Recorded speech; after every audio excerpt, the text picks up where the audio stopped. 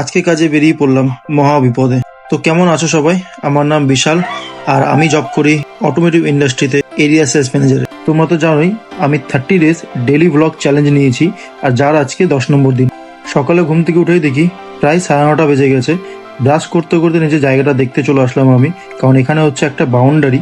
আর এখানে এসে বুঝতে পারলাম আজকে মিস্ত্রিরা কেউ কাজে আসেনি। বাড়িতে এসেই ভাবলাম সবার আগে নিজের বাইকটাকে পরিষ্কার করা যাক। ও আমি তো ভুলেই গেছিলাম, এটা হচ্ছে আমার বাইক, যার নাম ব্ল্যাক প্যান্থার। দেরি না করেই চটপট নিজের বাইকের কভারটা আমি হটিয়ে নিলাম।